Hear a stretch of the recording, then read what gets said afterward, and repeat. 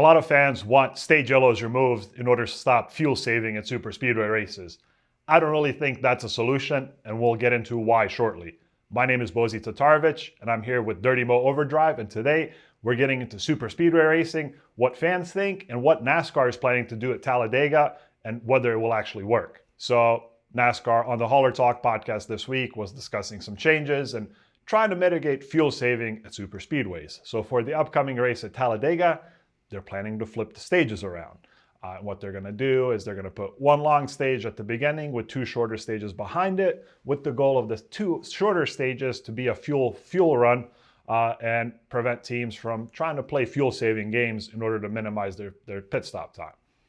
Fans were somewhat lukewarm in their response, with many responding, just get rid of the yellows, we don't need stages, many solutions like that.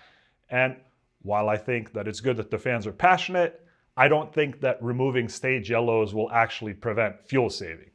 So what we're looking at now is teams will stop for a shorter time and fuel save on track because it'll gain them track position towards the end.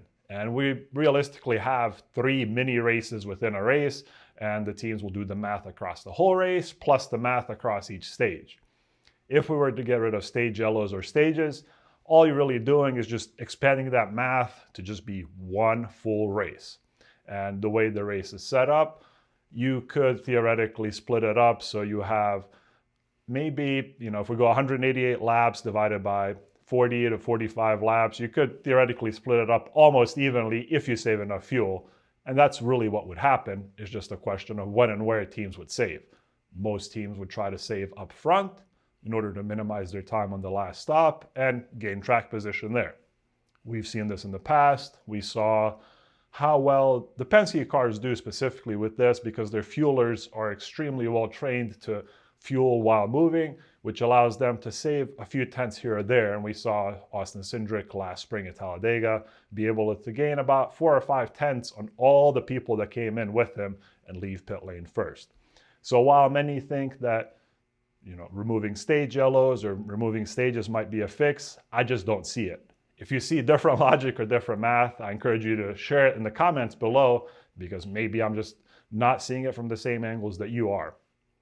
On the other hand, NASCAR wants to shift those stages around precisely because of what teams are doing now and stacking up some of the fuel saving and then still saving all the way until 20 or so laps to go.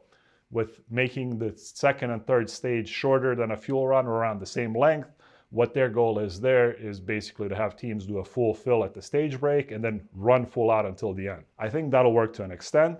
I think we'll still see fuel saving in that first stage because it's so long, and you could theoretically save enough, especially if there's some yellow here or there, to just have one stop if it's a 90 or so lap first stage, because teams can typically get between 40 and 44 laps at Talladega. So if it's in that range and they can save a lap or two on each side of the pit stop, they'll try to do that instead of stopping twice. What we might see is some flips in strategy at the end of stage 2. We might see some teams that'll come in before the stage break, give up those stage points for the track position at the restart for stage 3. There'll be some games played there, so I think for this race at Talladega, it will make things exciting, at least from that perspective.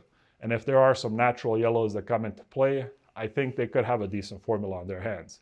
It's also very possible that the teams could fully adjust and basically try to save the same way and kind of push everything towards the race as much as possible, but we'll really see how that plays out once they get to stage 2.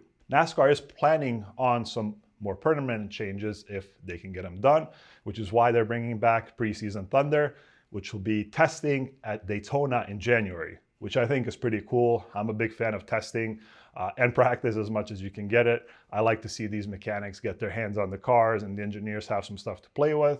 And I believe that NASCAR, their goal is going to be to maybe pull out some drag, maybe make some other changes to the cars to see if they can make the cars a little bit better at passing at superspeedways, which then would encourage teams to actually get out of line and try to pass versus trying to save fuel so they can gain track position that way.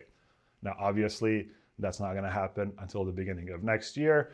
And the reason for that is probably because of their agreement with the teams of not making any huge rule changes in the season. So they want to slowly roll this out if it does work. I don't expect that even if they come up on something that they could get it out there as quickly as Daytona, but it is possible that at some point next year, if they do find some interesting changes, that they could roll them out. From what I'm hearing, that preseason Thunder test isn't the only time that they'll be at Daytona, because there is discussion now that the Clash might go back to Daytona. So we could theoretically see Cup cars at Daytona 3 times in January and February next year. Share your comments below on what you think could be the best solution for fuel saving at superspeedway racing, and what else you think might be useful, or whether this will work or not with what NASCAR is planning at Talladega.